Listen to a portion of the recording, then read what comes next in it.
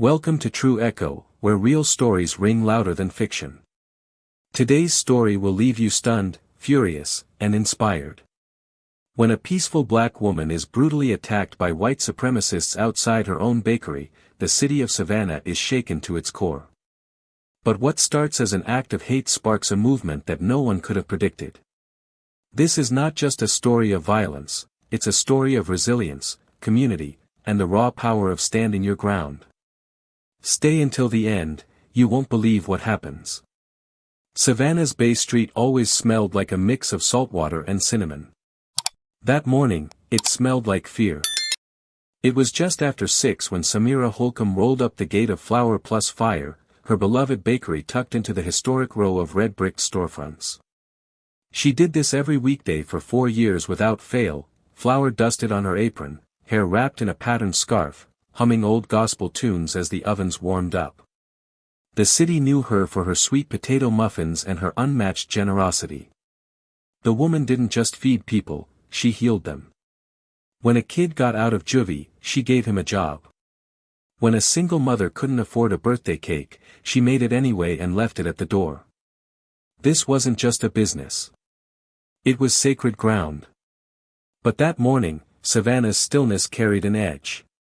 A white Ford pickup idled too long across the street. Samira noticed. Not because she was paranoid, because she was observant. She had to be. Before she could slide the key into the lock, 3 masked men bolted from the truck. The first grabbed her by the back of the head and slammed her into the sidewalk. The second uncapped a spray can and scrawled hate in thick red paint across her storefront, "You don't belong." The third, heavy boots and all, stomped her right hand, twice. That hand kneaded dough, wiped away tears, braided girls' hair, and helped teens sign job applications. That hand was love. And they tried to crush it. She screamed, but it was too early. Too quiet. A homeless man across the street threw a bottle, screaming for help, but the attackers had already peeled off, tires screeching into the morning haze. Samira lay there trembling, blood running from her mouth, hand twisted in a way that no human limb should bend. Her eyes fluttered. She was slipping away. The man who ran to her side kept asking, "You know them? You know who did this?" But she could only whisper, "Get the kids out of the kitchen," before losing consciousness. 15 minutes later, Yasmin Pike, her assistant baker, arrived. She dropped her purse the moment she saw the red paint and blood-stained pavement. "Samira," she cried, rushing to her boss, her mentor, her sister in everything but blood. The medics were already there, but Yasmin dropped to her knees anyway. Samira's bakery was shut down by crime scene tape. The graffiti, bold, jagged, ugly, seeped into the brick like a scar. By noon, footage from a nearby security camera hit the internet. It was grainy but clear, the truck, the ambush, the hate. Millions watched in disbelief, their shock turning to outrage. This wasn't just Savannah's problem anymore. It became America's. People started showing up. With candles. With flowers. With quiet tears and signs that read, "She belongs here." But it wasn't enough. Not for the kids who passed by that bakery every day and saw what hate looked like. The police called it an ongoing investigation. They didn't say, hate crime. They didn't say, white supremacist. They didn't say her name. But her city did. Inside the hospital, Samira drifted in and out of consciousness, her left eye swollen shut, her bandaged hand hanging like dead weight. When she finally woke, Yasmin was still there, eyes raw from crying. "You still here?" Samira whispered. "I'm not going anywhere," Yasmin said, brushing a tear away. "They got my hand," Samira rasped. "How bad?" Yasmin hesitated. "Shattered. Maybe plates. Maybe pins. Doc said it'll never be the same." Samira closed her eyes, tears leaking from the one that could still open. "The kids come by?" "All of them. Lena left a letter on the window." Tyler brought flowers. They're scared, Sam. Samira breathed shallowly and said only one thing, don't let them shut it down. Outside, Savannah pulsed with something deeper than anger. People were organizing, not just mourning. Inside Grayson Street Baptist, now a community center, the pews were filled that night. Elders, mothers, activists, neighbors. They listened to Reverend Cal Foster thunder from the pulpit. Every time it's a black woman, they expect us to clean up, smile, keep going. Maybe this time, we don't. Yasmin stood too. They didn't just attack her, she told the room. They tried to erase everything she built. Every pie she gave away. Every second chance she offered. But they're not gonna win. Not this time. Cheers followed. Tears. Vows. But across the street, leaning against a rusted chain-link fence, someone watched quietly. He didn't speak. Didn't clap. His name was Rashawn Bellamy. And he was about to change everything. Rashawn Bellamy hadn't been seen in Savannah for nearly a decade, not since the feds dismantled what was left of the Eastview Kings, the city's most feared and disciplined street organization. At the height of their power, Rashawn didn't just run the block, he orchestrated it like a chessboard. But after a double homicide and a failed RICO sweep left the crew fractured, he vanished. Some said he found religion. Others said he moved upstate. Most believed he was dead. But now, he was back. And his face lit up every screen in the city. It started with a simple video, 35 seconds long. Filmed on a cracked iPhone in a busted-up backyard in East Savannah. Rashawn stood in the center, cigarette in one hand, phone in the other. 5 men stood behind him, no masks, no gang signs, no posturing. Just presence. You come for ours, Rashawn said, eyes locked into the lens. We come for yours. He didn't yell. Didn't spit threats. But the chill in his voice was unmistakable. It wasn't performative. It was personal. By the next morning, that clip had made its way into Facebook groups, Twitter threads, Discord servers, and encrypted group chats. Some called it a declaration of war. Others called it a long overdue warning. One journalist dubbed it, the shot heard across the South. The Savannah PD scrambled. At an emergency press conference, Chief Byron Ellis stood stiffly behind a podium, sweat glistening under the lights. We urge the community to remain calm, he said. We're pursuing all leads. We understand the hurt, the anger. But vigilante justice will only escalate the situation. He never mentioned Rashawn's name. Never said, white supremacists. And certainly never said, terror.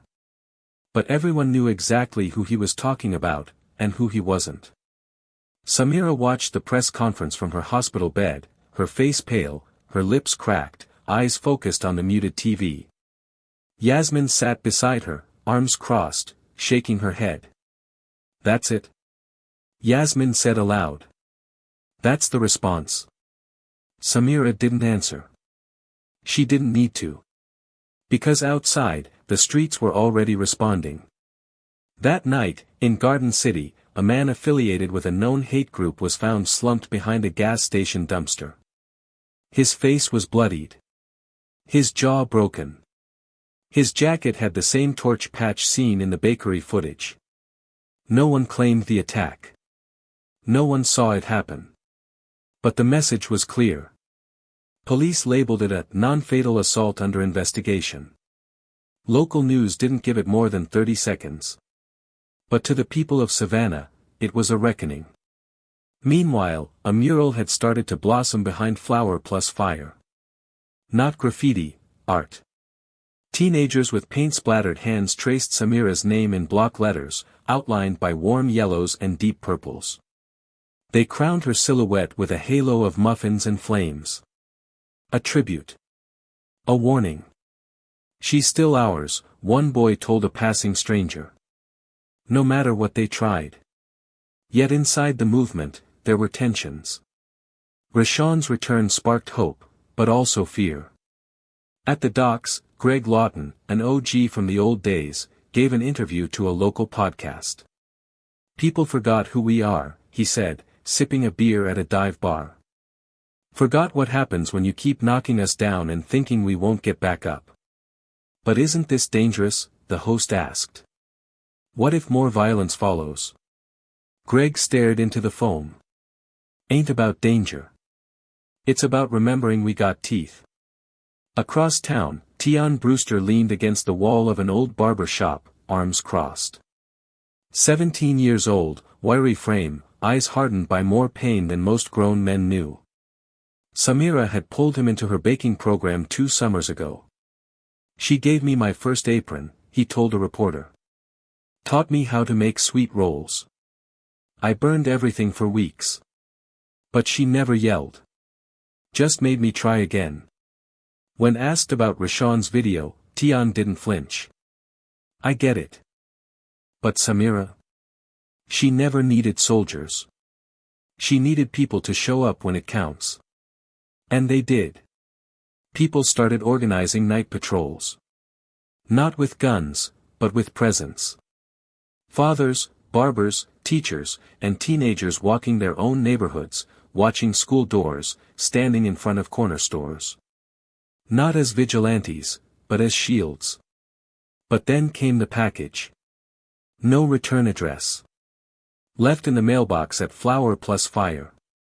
Inside, a photograph of 5 men in camo jackets standing before a Confederate flag. A single bullet. And a note, "This ain't over. Stay gone." It was 13-year-old Zion, one of the mural painters, who found it. The bakery had been empty. Yasmin was at the hospital. Samira still recovering.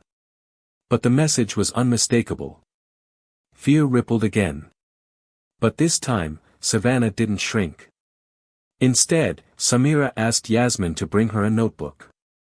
"I want to speak," she said, voice thin but steady.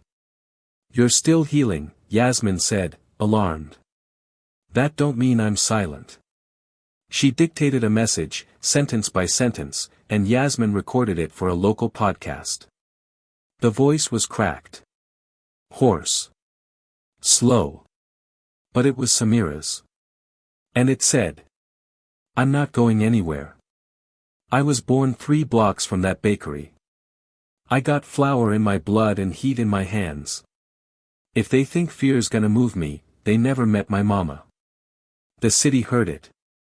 The country heard it. And one particular group, the men behind that truck, heard it too. But what they didn't know was that Samira's resolve had already lit a fire they could never stomp out. The voice message went viral before the podcast even finished airing. It wasn't auto-tuned. It wasn't slick. It was real.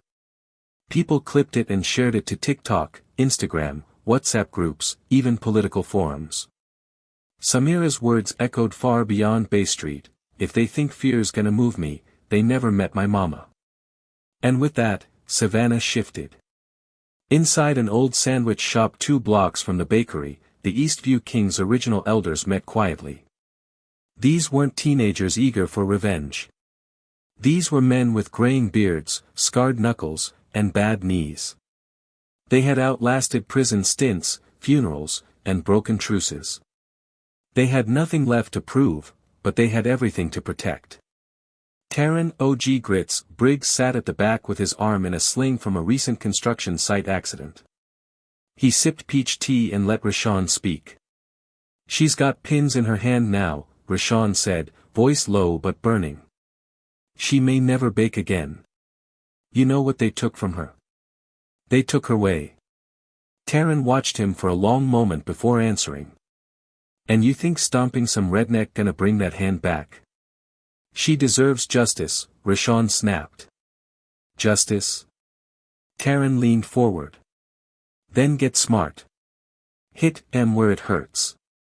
Not where it bleeds." A younger man in the corner, probably 21, muttered, "They already think we animals. Might as well give them a reason." The slap of Taryn's palm hitting the table was so hard the room jumped. Say that again, Taryn growled, and I'll use this busted arm to knock sense into you. Rashawn stayed quiet. Not because he disagreed, but because he knew Taryn was right. War was easy. Legacy was harder. Still, outside those four walls, escalation had already begun. A firebomb hit the old rec center where Samira had taught kids to cook. No one was inside, but the message was clear. Police called it suspected arson.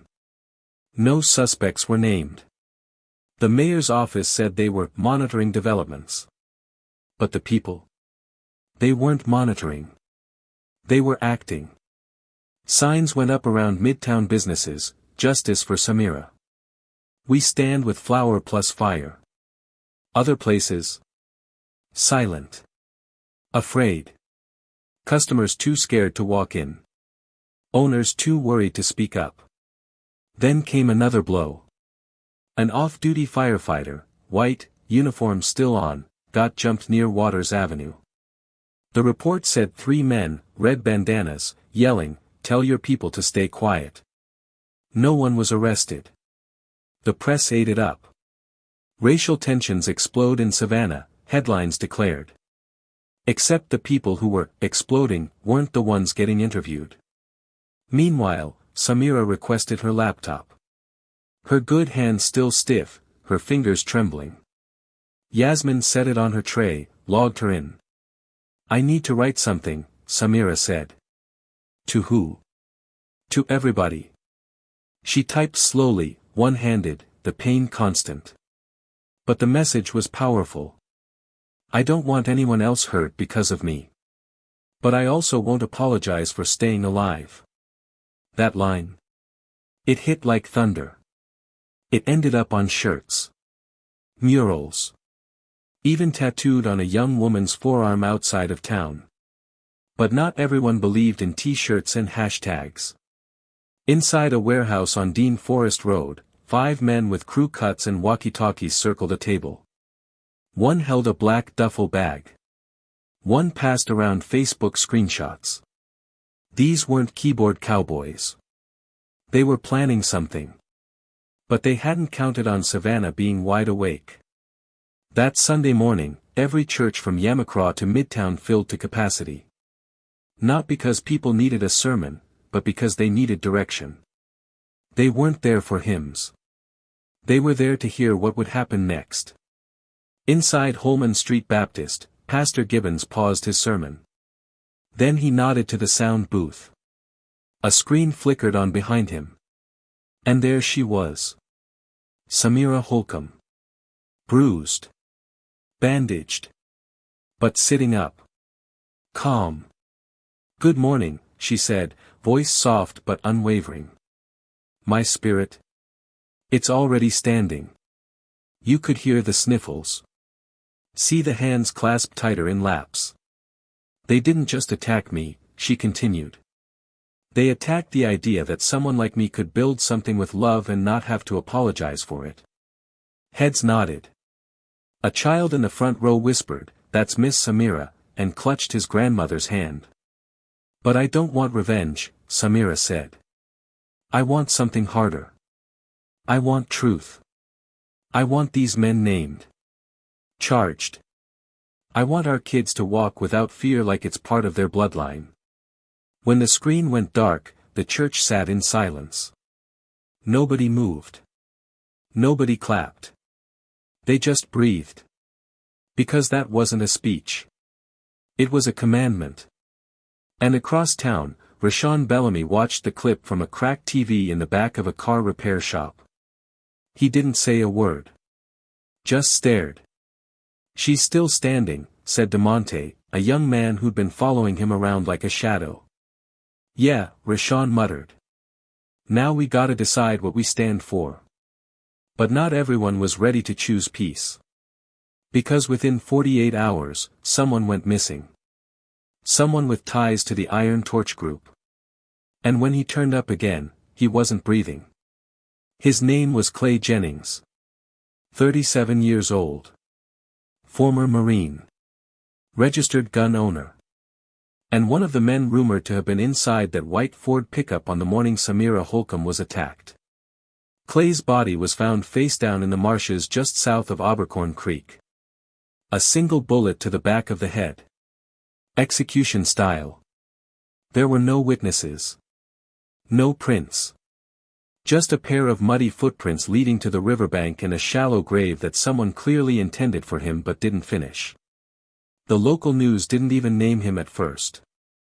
The police called it a suspicious death, with no indication of motive. They danced around the facts like the mud under Clay's boots didn't reek of something far darker than robbery. But people knew. Online forums began buzzing. Was this retaliation? Was it Rashawn? Was Savannah heading toward a war that no one could stop? Rashawn Bellamy heard the rumors the same way everyone else did, through a burner phone buzzing non-stop in his pocket. But he hadn't touched Clay. That wasn't his style. At least not anymore. Someone else had acted. Someone outside the circle. And now, the city was holding its breath again.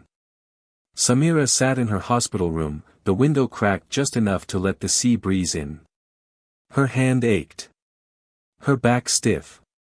But she was listening to the radio, hearing the same careful language repeated over and over. Unrelated to the bakery incident. No clear link to any hate groups. Not connected to recent events. She turned the radio off. "Yasmin," she called softly. "Bring me my scarf." "Are you sure?" Samira nodded. "It's time." That afternoon, with the help of a nurse and Yasmin's steady arm, Samira stood upright for the first time since the attack. Her sling was tight, her step small. But she dressed in her signature navy wrap dress, tied the scarf over her curls, and stepped outside. Word spread fast. "She's walking. She's back. She's coming home." At Flower Plus Fire, the doors had remained closed since the attack, except for the volunteers cleaning and repainting. But on this day, a crowd formed without being summoned. Neighbors. Regulars. Kids with sticky fingers. Old ladies who never missed Sunday muffins. They all stood outside, waiting. And then she appeared.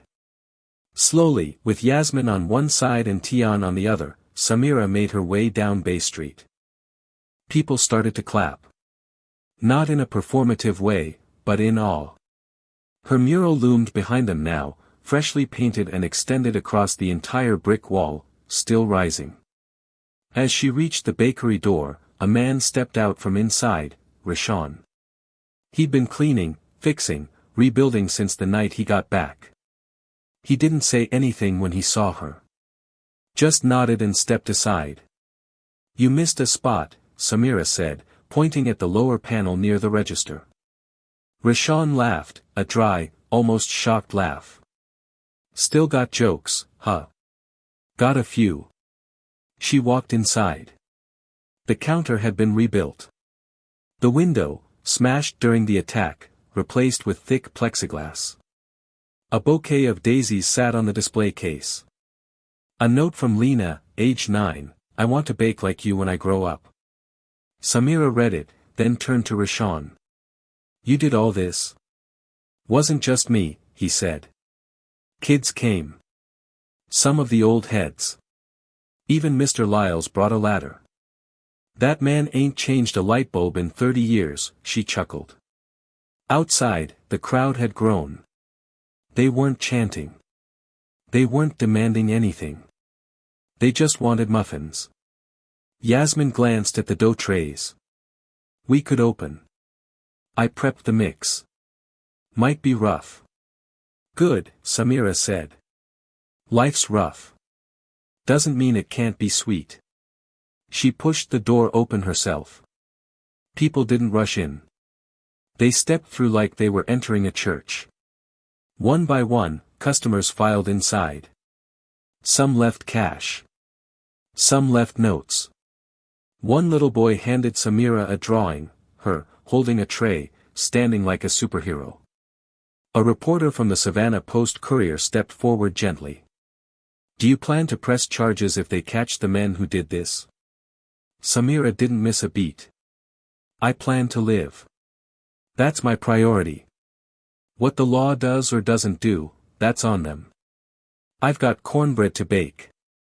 That quote hit the front page. The next day, donations poured in. A scholarship fund named Heat and Hope launched to help black women entrepreneurs in the South. The city council approved a motion to rename the rec center the Samira Holcomb Youth Kitchen. But the fight wasn't over. That same night, Rashawn's name was trending again, because he'd been arrested. Officially, it was for inciting violence. Unofficially, everyone knew it was for speaking too loudly, standing too firmly, and reminding Savannah of what it tried to forget. They found him at his cousin's garage. No weapon. No plan. Just a jug of sweet tea in his hand. They cuffed him anyway. No warrant. No explanation. But the city had already decided. Enough was enough. They didn't expect Savannah to respond the way it did. When Rashawn Bellamy was dragged out of that garage with zip ties biting into his wrists and no official charge that could hold water, something snapped in the city. Not with violence. Not with bricks or fires. But with presence. By sundown, a crowd had formed outside the precinct. Hundreds of people, black, white, old, young, stood shoulder to shoulder in complete silence. No chants. No speeches. Just the sound of breath and the distant buzz of police radios. Inside the station, Rashawn sat in a holding cell, back straight, eyes forward, as if he knew this scene was inevitable. A rookie officer peeked into the cell, clearly unsure what to make of the man who had become both feared and admired. "You think they're all out there for you?" the officer asked. Rashawn looked up slowly.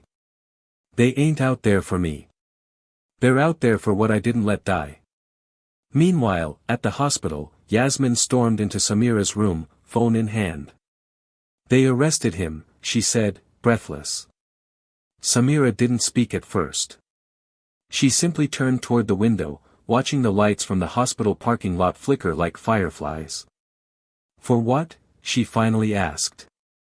"Inciting violence. That video. That video that got people to organize patrols and repaint churches? Yep. That one." Samira didn't cry. She'd cried enough. Instead, she asked Yasmin to bring her jacket. "We're going to see somebody," she said. 2 hours later, a closed-door meeting took place at the Savannah Cultural Arts Center. No press. No cameras. Just a table, folding chairs, and a city on edge. Samira sat at the head, her sling neatly tucked, her eyes steady. Across from her, Inez Holcomb, her mother, fierce and unfiltered, crossed her arms with the authority of a woman who raised 3 kids and buried 2 husbands. Also present were Layla Bellamy, Rashawn's younger sister, and Councilwoman Vera Canfield, who had, until now, mostly played the middle. "We've been yelling too long," Inez said, scanning the room. "Y'all want to break windows and post videos, but what happens after? That don't rebuild nothing. That buries more of our boys." Layla slammed her palm against the table. "And what? We just sit back while my brother rots for telling the truth?" "I didn't say sit," Inez replied. "I said think." Raymond King, a local high school teacher, cleared his throat. "Then what's the next move?" Inez looked to Samira, who hadn't spoken yet. Then finally, Samira lifted her chin. "We get him out. We hold him accountable. But we don't burn this city down. Because if we do, they win." The room went still. Then, 2 knocks on the door. Pastor Gibbons entered, face tight, his breath quick. "They're dropping the charges," he said. "Who?" Inez asked, her voice sharp. "Rashawn. He's being released. No press. No apology. But he's walking free." The relief was immediate, but so was the resolve. Word spread like lightning. By nightfall, Rashawn had stepped out the back of the station into a waiting van, flanked by a handful of silent volunteers. No cameras. No chance. But when they pulled up to Flower Plus Fire the next morning, 24 people were already waiting. Not with protest signs, but with paint rollers, garbage bags, and trays of fresh food. "We thought maybe we'd clean the block," a young man said. "You in?" Rashawn didn't speak. He took the roller, dipped it in white, and began painting. Meanwhile, Samira, back behind the counter for the second day in a row, noticed something shift. People weren't coming in to gawk anymore. They came to eat. To support. To smile. And as she stood behind the counter, someone slipped in quietly. Councilwoman Vera Canfield. No press. No assistance. Just her, with a small notebook in hand. "I came to say something on record," she said. "I'm listening," Samira replied, handing her a hot cup of coffee. "You were supposed to be silenced. Instead, you started a conversation this city can't ignore anymore. Then don't ignore it." Vera nodded. "The council's passing a motion next week. Hate crime prevention funding. Plus, we're turning the old rec center into a community hub. It's going to be called Holcomb Hall." Samira said nothing at first. Just sipped her coffee. "That's a start," she finally whispered. "But I'll believe it when I see it in stone." That night, Samira closed the register and locked the door herself. Rashawn swept the sidewalk outside. Neither of them spoke much. As she turned to leave, she said one thing. "Don't disappear again." He paused. "I won't. You reminded me what I was built for." Samira nodded once. Then walked off into the Savannah dusk. The winds were still. But the ground had changed. By the next morning, Savannah wasn't whispering anymore. It was speaking clearly, in murals, in marches, and in a new kind of movement that didn't need official names. Samira's bakery became more than a business. It became a blueprint. On Monday morning, Flower Plus Fire opened with a new item on the chalkboard menu. Resilience rolls, baked with pain, served with pride. Someone had drawn a tiny crown next to it. Outside, a steady stream of people stopped by. Not just for muffins or rolls, but to be seen. To belong. A quiet revolution was brewing over cinnamon and coffee grounds. Inside, Samira was wrapping pastries with her one good hand. Her left was stiff but improving.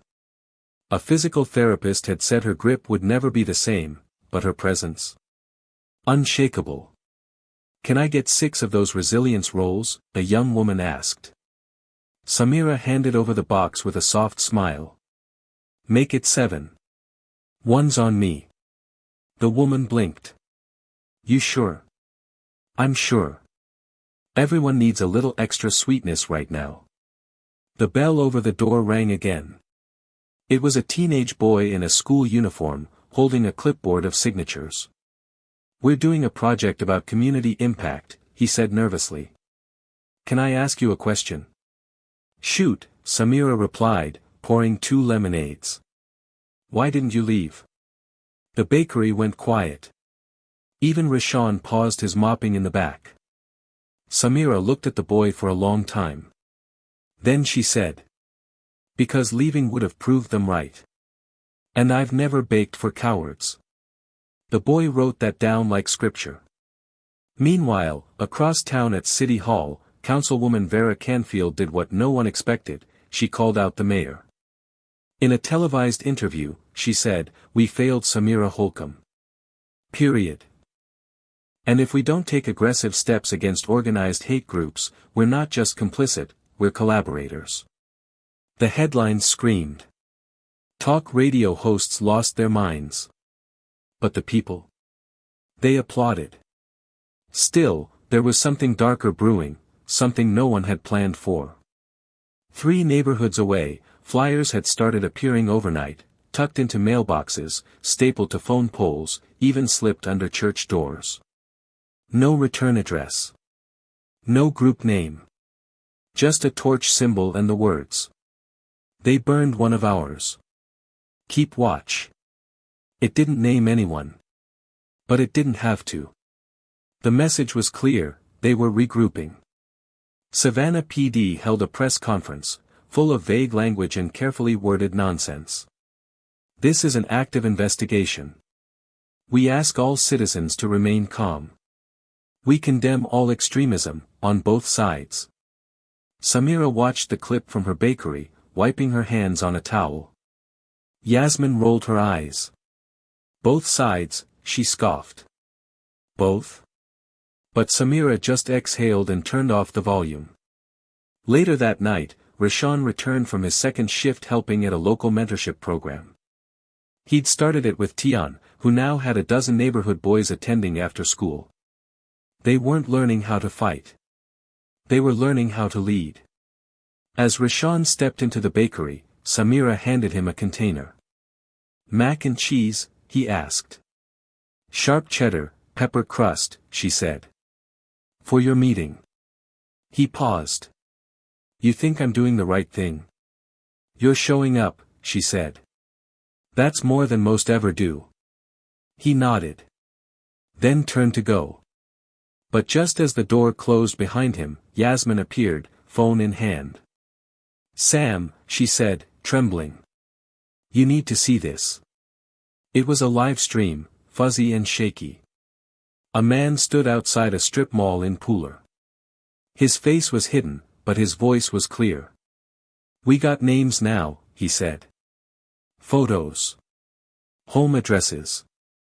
Ain't nobody safe. We don't forget. And we don't forgive. The stream cut out. But the damage was done. The threats were public. Real. Coordinated. And suddenly, everything changed again. That night, Savannah lit up, but not in flames. In action. Community patrols doubled. Churches opened their basements for safe spaces. Retired vets and young organizers began training volunteers, not with weapons, but with radios and first aid kits. And still, the bakery stood tall. But Samira knew, the next blow wouldn't come through a window. It would come through the soul of the city. She had one more card to play. 1 week after the live stream threat, Samira Holcomb stood under a canopy of oak trees in the Yamacraw Community Garden, where folding chairs creaked and murmurs settled into quiet. There were no permits filed. No media blast. Just word of mouth, and still, over 300 people showed up. Grandmothers fanned themselves with bulletins. Teenagers sat cross-legged near the flower beds. A food table lined with sweet tea, peach cobbler, and trays of cornbread stood to one side. Children passed out flyers that read, "We don't break, we rise." Samira didn't walk to the stage. She arrived. No podium. No notes. Just her, still in a sling, bruises faded but not gone, heart on full display. When I was 10, she began, her voice carrying across the crowd, my daddy told me something I didn't understand until just a few weeks ago. He said, baby, if you ever find yourself standing in the middle of fire, don't run. Stand still. Let folks see what tried to burn you. She paused. Heads nodded. Some wept quietly. They tried to burn me, she said. They tried to silence me, humiliate me, erase me. But I'm still here. And this, she gestured around her, to the rows of people, the tables, the signs, the youth volunteers in aprons helping elders sit, this is the part they didn't plan for. A ripple of applause turned into a wave. But she raised a hand gently. We have to be honest.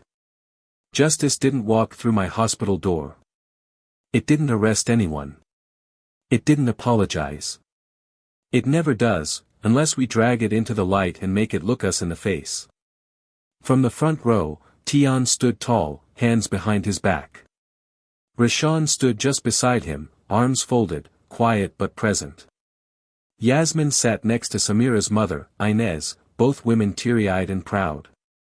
"I'm not a hero," Samira said, voice firm. "I'm just a woman who knows what she's worth. And I want every one of you to know what you're worth. Because if you don't, somebody else will put a price on your silence." A young boy on the edge of the crowd raised a fist and shouted, "We ain't staying quiet." The crowd exploded, cheers, applause, even laughter. But it wasn't chaos. It was release. After the gathering, reporters tried to swarm her, but Samira slipped through the back with Yasmin and Inez, heading home in a borrowed church van. "That wasn't a speech," Inez said, smiling. "That was a sermon." Samira leaned back, tired but at peace. "I just told the truth." Across town, Rashawn sat on a porch with his nephew, the sun setting behind them. "You think she meant us too?" the boy asked. "All of us," Rashawn said. "Especially us." The next morning, Savannah woke up different. One of the men tied to the Iron Torch group had fled the state. A judge reopened an old case. A new nonprofit, Heat and Hope, launched to support women who survived racially motivated violence, with Samira as chair. And Flour Plus Fire? It became more than a bakery. It became a sanctuary. Kids came not just to learn how to bake, but how to plan. How to build. How to speak. Tian and Rashawn helped run weekend mentorships. Volunteers, teachers, lawyers, retired activists, joined. Not to lead, but to teach others how to lead. Even Councilwoman Vera Canfield pushed through a city grant to renovate the burned-out rec center into Holcomb Hall, a community hub run by the people, not the police. Some tried to rattle the progress. Flyers reappeared. Online trolls shouted into the void. A suspicious package showed up at the bakery, harmless, but threatening. But Savannah didn't flinch. They didn't want a war. They wanted their block. And they were done asking for permission to protect it. One late afternoon, just before closing, a new customer stepped into the bakery. Out of town. Curious. Nervous. You're the woman from the video, right?" she asked. Samira looked up, her left hand now strong enough to hold a small box of pastries. She smiled, gentle but unwavering. "I'm just the woman with the muffins," she said. "But yeah.